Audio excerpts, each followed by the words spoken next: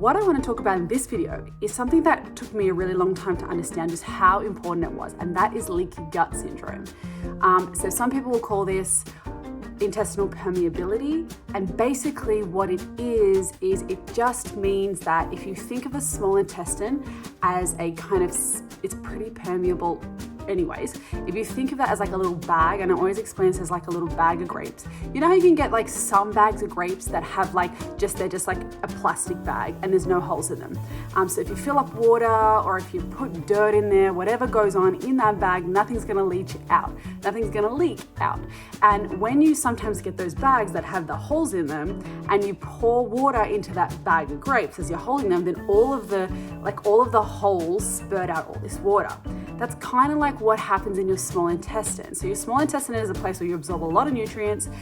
What happens when you get stressed, it can be chemical stress too, it can be physical stress, it can be emotional stress. We can talk about all of those things in another video because I really want to do stress in another video.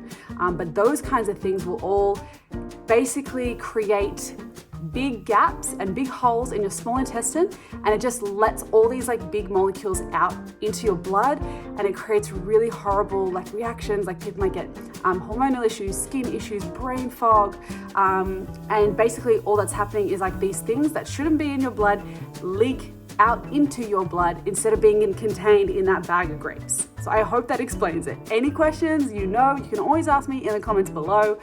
Thank you guys so far for all of your comments and questions.